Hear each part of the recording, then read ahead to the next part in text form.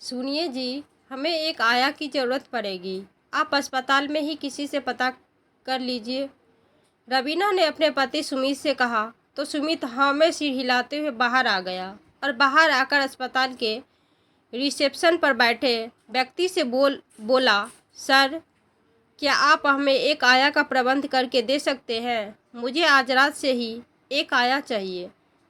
मेरी पत्नी काफ़ी कमज़ोर है, बच्चे को अकेले संभाल नहीं पाएगी और मैं यहाँ रात में रुक नहीं सकता क्योंकि घर पर एक और बच्चा है। उसकी बात सुनकर रिसेप्शनिस्ट ने कुछ सोचते हुए कहा, सर, इस वक्त एक ही आया है, आप चाहे तो उसमें बात कर सकते हैं। मैं उसे बुला देता हूँ। हाँ हाँ, आप अभी बुला दीजिए, सुमित ने कहा। तो रिसेप्शनिस्ट ने एक आया को बुलाया जो काफ़ी बुजुर्ग और कमज़ोर थी सी दिख रही थी। सुमित उसके आने की चाल को ही देखकर रिसेप्शनिस्ट से बोला, अरे नहीं, ये क्या मेरी पत्नी और बच्चे को संभालेगी? इन्हें तो खुद ही देखभाल की ज़रूरत है। आप लोगों ने इसे काम पर रखा है ही क्यों? किसी और आया को बुला दीजिए, सुमित ने कहा। सर, मैंने पहले ही कहा आपसे कि सिर्फ एक ही आया उपलब्ध है। अगर आप इसे रखना नहीं चाहते तो आप खुद कहीं से इंतजाम कर सकते हैं, रिसेप्शनिस्ट ने कहा। तो सुमित बोला, हाँ हाँ, मैं इंतजाम करूँगा, पर इतनी रात हो गई है कि अब कुछ भी करना मुश्किल होगा। ठीक है, बस आज रात के लिए इन्हें रहने दो, मैं कल दूसरी आया का इंतजाम कर लूँगा।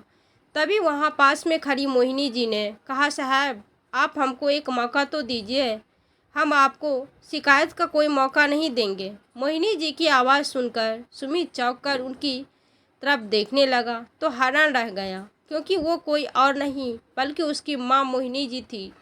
उसने कहा, अरे माँ, पहले खुद को तो संभाल लो, फिर दूसरों को संभालना। साहब, इस बूढ़ी चमड़ी पर मत जाना, इस बूढ़ी हड्डियों में अभी भी बहुत जोर है।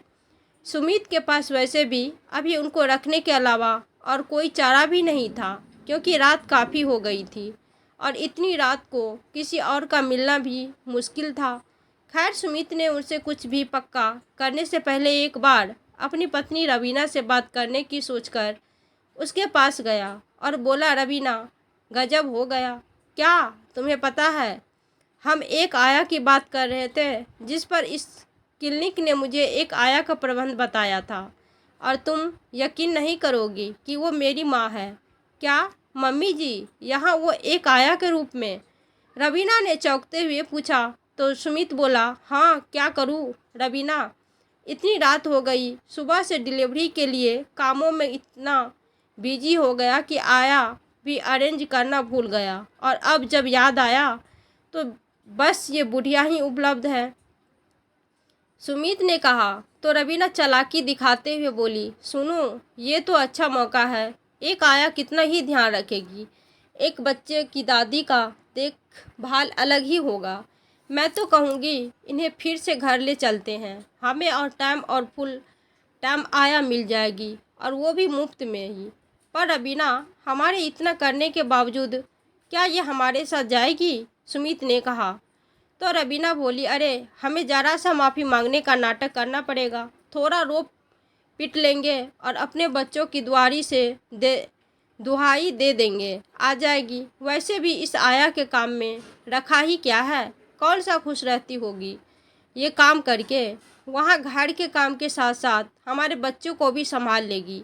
ठीक है, मैं आज रात के लिए उन्हें रख लेता हूँ, इसी बीच तुम अपना नाटक करके उन्हें हमारे साथ चलने को राजी कर लेना, सुमित ने कहा। तो रवीना मुंह बनाते हुए बोली, ठीक है, आप बस उन्हें भेज दीजिए, बाकी मैं संभाल लूँगी। उस रात मोहिनी जी ने अपना काम बखूबी किया। फिर रवीना ने कहा, मम्मी जी, आपको इस हालत में देखकर बड़ा दुख हो रहा है। सच में मम्मी जी, आपके घर से निकलने के बाद हम बड़ा पछताएंगे। ये तो तुरंत ही आपको लेने भी आ गए थे, पर आप इन्हें कहीं नहीं मिली। उसके बाद हम लगातार कई दिनों तक आपको ढूंढते रहे, पर आप हमें कहीं नहीं मिली। सच में बहू, तुम लोगों ने मुझे ढूंढा? मोहिनी जी ने पूछा। हाँ मम्मी जी, हमें माफ़ कर दीजिए, आपको अब ये सब काम करने की ज़रूरत नहीं है। आप मेरे साथ चलेंगी, रवीना ने कहा। तो मोहिनी जी खुश होकर बोली, ठीक है बहू, मैं ये बात बाहर कहकर आती हूँ कि मैं अब अपने बेटे बहू के साथ जाऊँगी और यहाँ काम भी नहीं करूँगी। ये कहकर मोहिनी जी वहाँ से चली गई और बाहर जाकर रिसेप्शनिस्ट से बोली, सर, अरे मैम, अब तो यहाँ कोई नहीं है, फिर क्यों आप मुझे सर कह रही हो? रिसेप्शनिस्ट ने कहा। तो मोहिनी जी बोली, देखो सतीश, मैं चाहती हूँ ये नाटक हमेशा ऐसे ही चलता रहे ताकि किसी को कोई शक ना हो। जब तक मैं न कहूँ तो मुझे मैम मत कहना। मोहिनी जी ने कहा, पर मैम, आप उनके सामने ऐसे आया बनकर क्यों गई, जबकि आप इस क्लिनिक की मालकिन हैं? आपके वे लोग कौन हैं? सतीश ने पूछा। तो मोहिनी जी बोली, बेटा, वो मेरे बेटे बहू है जिन्होंने मुझे धक्के मारकर घर से बेसहारा निकाल दिया था। उसके बाद फिर कभी मेरी सुध नहीं ली थी। न जाने मुझ पर कितने अत्याचार किए हैं, लेकिन मैम, आज तो ये आपसे माफ़ी मांग रहे थे। लगता है इन्हें अपनी गलती का एहसास हो गया है। नहीं सतीश, ये लोग सुधरे नहीं हैं और न ही कभी सुधर सकते हैं। ये तो मुझे बहला फुसलाकर मुफ्त की नौकरानी बनाकर अपने घर ले जाना चाहते हैं और मैं भी इन्हें सबक सिखाना चाहती हूँ। मज़ा तो तब आएगा जब ये लोग सोचेंगे कि ये चाल चल रहे हैं, पर असल में खेल तो मैं खेल रही होगी।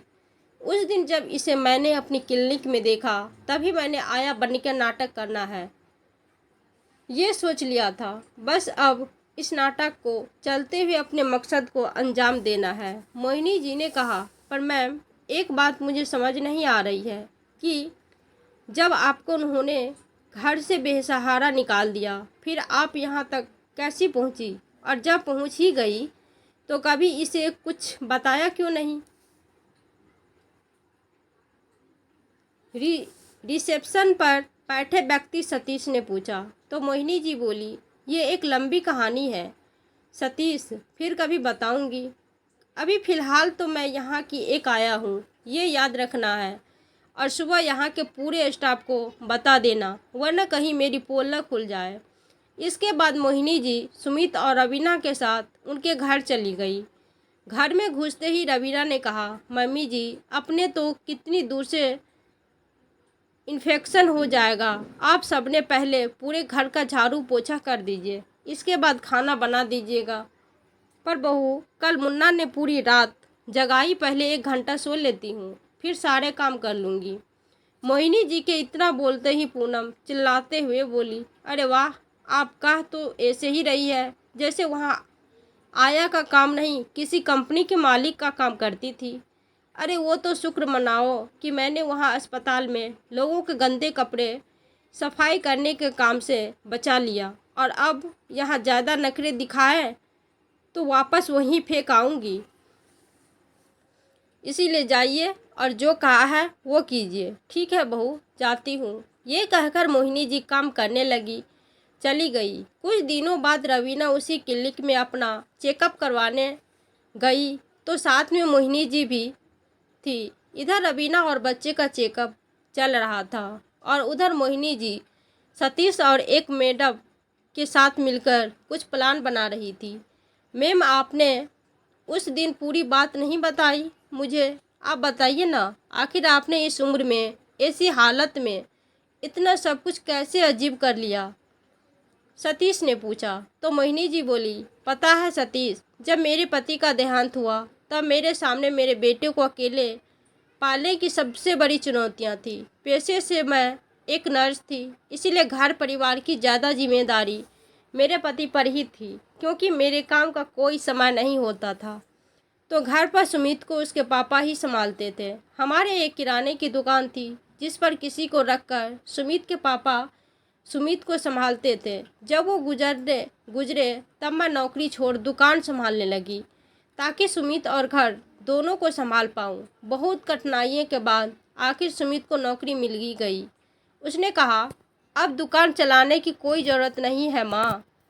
मैंने भी सोचा चलो अब दुकान चलाने की न तो मेरी उम्र है और न ही ज़रूरत, इसीलिए दुकान बंद कर दी। सुमित ने भी अपनी पसंद की शादी कर ली। शुरुआत में तो सब बढ़िया चल रहा था, पर रवीना को मैं बिल्कुल भी नहीं सुहाती थी। वो दिन भर घर का पूरा काम मुझसे करवाती और कहती कि वो कुछ नहीं करती। धीरे धीरे सुमित भी बदलने लगा। वो भी अब उसकी बात को ही सच मानता। दोनों खाने के बाद जो बचता वही मुझे खाने को दे देते थे। एक दिन मैं घर के काम ही कर रही थी कि तभी मेरे बेटे ने आकर कहा, माँ अपना सामान बांध लो जल्दी। ये सुनकर मैंने पूछा, कहाँ जाना है? इस पर सुमित ने कहा, जहन्नुम में, क्योंकि आप खुद तो जाओगी नहीं, मुझे ही भेजना पड़ेगा। बेटा ऐसा क्यों बोल रहे हो? कहाँ ले जा रहे हैं मुझे बताना। मैंने फिर से पूछा तो सुमित भड़क उठा और बोला, चुपचाप सामान बांधो बिना कोई सवाल के, वरना कहीं ऐसा न हो कि ज़बरदस्ती मुझे घसीट कर घर से बाहर निकालना पड़े। ये तुम क्या बोल रहे हो बेटा? मैं इस उम्र में कहाँ जाऊंगी? देखो माँ, बहुत हो गया। अब आप जिए या मरे मुझे कोई परवाह नहीं, बस मेरा पिंड छोड़ो। सुमित के ऐसा कहते ही मानो मुझे वहाँ खड़े रहना मुश्किल लग रहा था। इसीलिए मैं तुरंत ही उस घर से निकल गई। लेकिन अब ये समझ नहीं आ रहा था कि अब जाऊँ तो जाऊँ कहाँ। इंसान ऐसी हालत में या तो स्टेशन या मंदिर जाता है। इसीलिए मैं भी मंदिर गई। मंदिर में यूं ही बैठे लोगों को बस देख रही थी कि तभी अचानक से वहाँ लोगों की भीड़ और शोरगुल सुनाई दिया। मैं भागकर वहाँ गई तो देखा कि एक आदमी बेहोश हो गया है। किसी ने एम्बुलेंस बुलाया। मैंने उस भीड़ से निकलकर पहले उसकी नस और धड़कन अच्छी तरह से देखी और फिर तुरंत उसे सीपीआर देने लगी तो लगभग 10 मिनट बाद उसे होश आ गया। उसके बाद से ये मानो मेरी ज़िंदगी बदलना शुरू हो गई। तब मुझे कहाँ पता था कि अब यहाँ से मेरा दूसरा जीवन शुरू होने की प्रक्रिया थी। दूसरा जीवन मतलब? सतीश ने हैरानी से पूछा। मतलब जिस आदमी की मैंने जान बचाई थी वो खुद एक डॉक्टर था।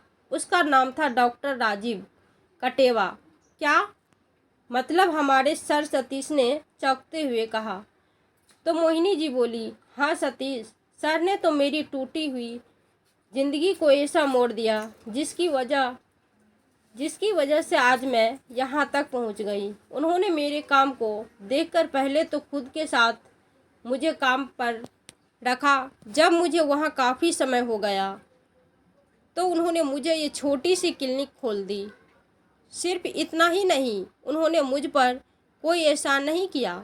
उन्होंने जब कहा कि आप में इतना बड़ा गुण है, उसी के बलबूते पर अपनी पहचान बनाओ। ये क्लिनिक समझो तुम्हारे कमाए पैसों का ही है। इसलिए इतने दिनों से मैं उन्हें कम तनख्वाह देता था ताकि तुम्हारे पैसे से तुम्हें ये क्लिनिक दे पाऊँ।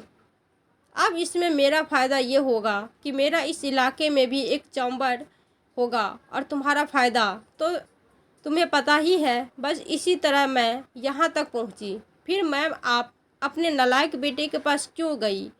सतीश ने कहा। तो मोहिनी जी बोली, बेटा पहले तो मैं उस पर आश्रित थी तो उसके अत्याचार सहती रही, पर अब मुझे उसकी असली जगह दिखानी है। मुझे ये दिखाना है कि मैंने उसके लिए सब छोड़ा था। चाहती तो मैं भी उसे आया के पास रखकर या उसे घर पर अकेले रखकर अपना करियर बना सकती थी, पर मैंने उसे अपने करियर के आगे रखा और उसने मुझे दूध में मक्खी की तरह निकाल कर फेंक दिया। बस इसीलिए उनके साथ गई। चलो अब मैं भी चलती हूँ। उसके बाद मोहिनी जी रवीना के साथ घर वापस आ गई। घर में घुसते ही रवीना ने कहा, मम्मी जी पहले जाकर खाने की तैयारी कीजिए, उसके बाद मेरे और मुन्ना की मालिश कर दीजिएगा। तो मोहिनी जी चुपचाप जाकर खाने की तैयारी करने लगी। शाम को सुमित घर पर ही था। तभी कुछ लोग आकर सुमित से बोले, सर आपका घर बड़े प्राइमी लोकेशन पर है, तो हम यहाँ एक अपार्टमेंट बनाना चाहते हैं। आपका फ़ायदा ये होगा कि आपको 2 फ्लैट के साथ एक दुकान और 20 लाख कैश मिलेगा। ये सब सुनकर सुमित और रवीना हैरान हो गए। उन्हें अपने कामों पर विश्वास नहीं हुआ। तभी सुमित ने कहा, सुबह से उल्लू बनाने के लिए कोई और नहीं मिला क्या तुम्हें, जो हमें उल्लू बनाने चले आए? सर ये सारा काम रिटर्न में होगा और अगर आप अभी हाँ कर देते हैं तो हम कॉन्ट्रैक्ट पर साइन करते ही हम आपको तुरंत 2 लाख रुपये दे देंगे ताकि आपको हमारी बात का यकीन हो जाए। ये सब इसीलिए क्योंकि हमारे सर को इस एरिया में फ्लैट बनवाना है। अब आप जल्दी करो वरना हम ये ऑफ़र इसी एरिया में किसी और को दे देंगे। सुनिए जी, इतना अच्छा मौका बार बार नहीं आता। सोचो, नए फ्लैट वो भी दो दो, एक में हम रहेंगे, एक भाड़े पर चढ़ा देंगे और दुकान को भी भाड़े पर लगा देंगे। आपको नौकरी करने की भी ज़रूरत नहीं होगी क्योंकि उन 20 लाख से हम खुद का नया बिजनेस शुरू कर सकते हैं। रवीना ने अंदर से आवाज़ लगाते हुए कहा। तो सुमित बोला, लेकिन रवीना, कहीं ये लोग फ्रॉड निकले तो? यूँ अचानक से किसी पर ऐसे विश्वास कैसे कर सकते हैं? पर उन्होंने कहा तो है कि अगर हम यहाँ अभी हाँ करेंगे तो वो तुरंत हमें 2 लाख रुपये दे देंगे। और क्या प्रूफ चाहिए आपको? रवीना ने कहा। तो सुनिए, तो सुमित उनसे पूछने लगा कि अगर हम अभी हाँ कर देते हैं तो आप हमें अभी 2 लाख रुपये देंगे ना? हाँ सर, आप हाँ कर दीजिए, इस पर साइन तो कीजिए, 2 लाख तुरंत आपके अकाउंट में आ जाएंगे। तो जैसे ही सुमित ने कागजात पर साइन किया तो तुरंत उसके अकाउंट में पैसे आ गए। ये देखकर दोनों पति पत्नी खुशी से उछलने लगे। सुमित खुशी के कारण बिना पढ़े ही साइन कर रहा था। उसके बाद वो आदमी कुछ और कागज़ पर साइन करवा कर चला गया।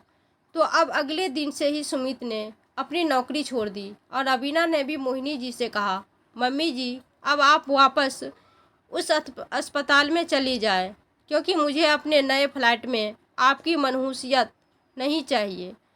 तभी दरवाजे पर वही सारे लोग आ गए, जिन्हें देखकर सुमित ने कहा, तो कब हमारे डील पूरी होगी और काम शुरू होगा? सर, हमारा काम पूरा हो गया, अब आपको ये घर छोड़ना पड़ेगा। उस आदमी के इतना कहते ही सुमित ने कहा, हाँ हाँ, हमने कुछ महीनों के लिए भाड़े का घर का इंतजाम कर लिया है, फ्लैट बनते ही वापस आ जाएंगे। वैसे कब तक बन जाएगा हमारा फ्लैट? फ्लैट? कौन सा फ्लैट? आप ये घर छोड़िए क्योंकि ये घर अब हमारी मैम का है। उनके इतना बोलते ही सुमित हैरानी से उनकी तरफ देखते हुए बोला, ये सब क्या कर रहे हो तुम लोग? कौन सी मैम, किसके नाम पर? हमने अपना घर कर दिया। कब तक? पीछे से मोहिनी जी निकल कर आई और बोली, मैंने लिया। बेटा, ये घर पर शुक्र मनाओ, तुम्हारे बच्चों का सोचकर मैंने 2 लाख रुपये दे दिए, वरना इरादा तो तुम लोगों को खाली हाथ सड़क पर भीख मंगवाने का था। क्या आपने ये सब किया? पर आपके पास इतने पैसे कहीं हमें सबक सिखाने के चक्कर में चोरी वोरी तो नहीं कर ली? सुमित ने कहा। तो वो खड़े लोग बोले, अरे ये क्या चोरी करेगी? जिस क्लिनिक में आपका बेटा पैदा हुआ ये उसी क्लिनिक की मालिक है, तो फिर इन्हें पैसे चोरी करने की क्या ज़रूरत आन पड़ी? अरे आप लोग क्या बोल रहे हो? ये तो वहाँ की एक आया है, लगता है इन्होंने सबको उल्लू बनाया है। रवीना ने हंसते हुए कहा, उल्लू कौन बनाया, किसको बनाया है, ये तो पता चल ही जाएगा। सबसे पहले इन लोगों से ये घर खाली करवाओ, मोहिनी जी ने कहा।